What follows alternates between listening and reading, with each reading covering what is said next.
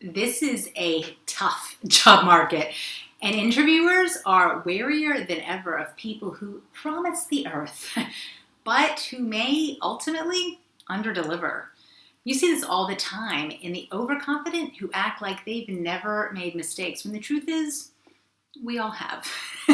But in a tough economy, having a competence first mindset is going to be all the more important to get right.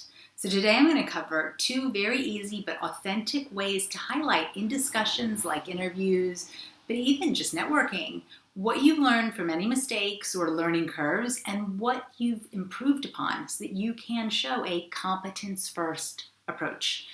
First, subscribe to our channel if you want videos that are all about getting ahead at work. So if that sounds good, click the bell so you never miss one.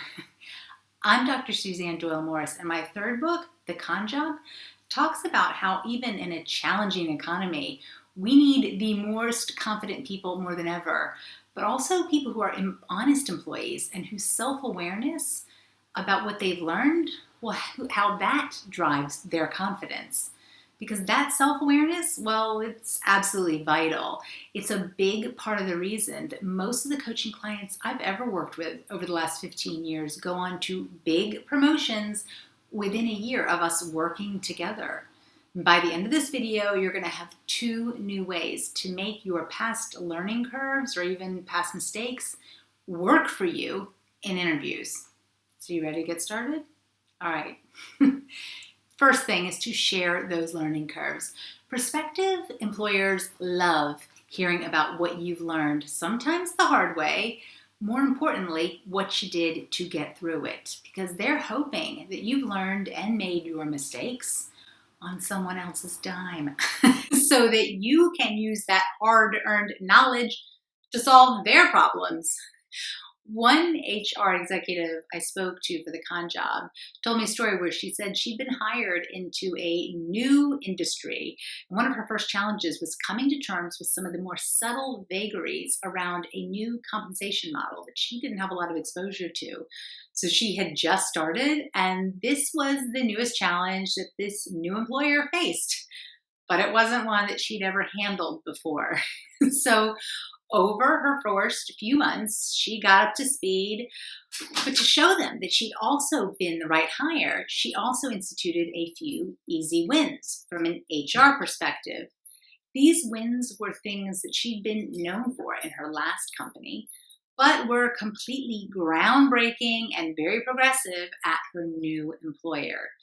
These easy wins bought her the time that she actually needed to become better versed in the very specific compensation issues that she now had to face at the same time. But she got through it, and taking this approach, well, it really meant that her seat at the C-suite, that table, it was never in doubt.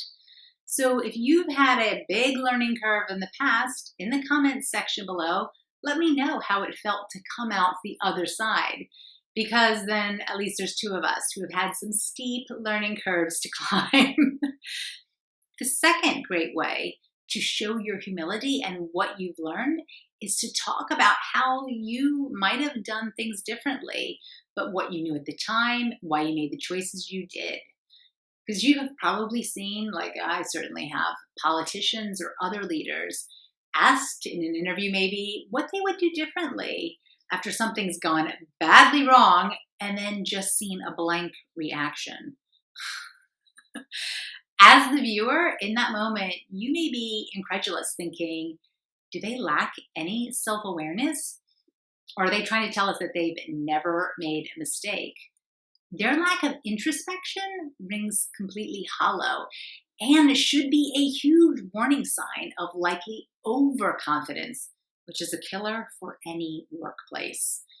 This means in preparation for interviews or other kinds of discussions, think about the learning curves you've been on, what you learned, and what you might have done differently. Even if your last role was successful, I'm sure you're like me, and that there is no doubt things you would probably still have done differently if you had your time again. For me, I still think about money that I poured into slowly but painfully failing business ideas, or the way I've sometimes held back of letting go of previous employees who weren't delivering for just too long, just hoping things would turn around. Those are situations I've learned from the hard way, and I won't be repeating anytime soon. If you aren't introspective, you can never get better because you first have to realize that you've made mistakes just to see the point of even changing. It is the smartest employers or bosses who run from candidates who say they've made no mistakes. If this video has gotten you thinking about how to use evidence, even if it comes from mistakes, a bit more in your interviews, check out the link below to the Con Job, which is completely crammed full of tips on how to get recognition for your hard-earned credibility rather than just empty self-promotion.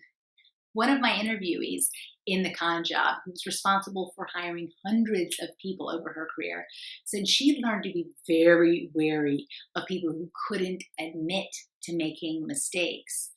And actually, the leaders I interviewed from 12 different countries said very similar things.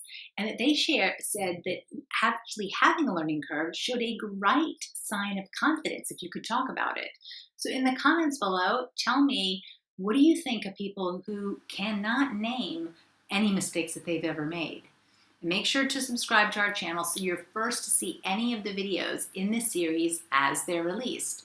But thanks for watching, and check out our other videos on the Switching Careers playlist because there is tons in there that actually complements the Con Job.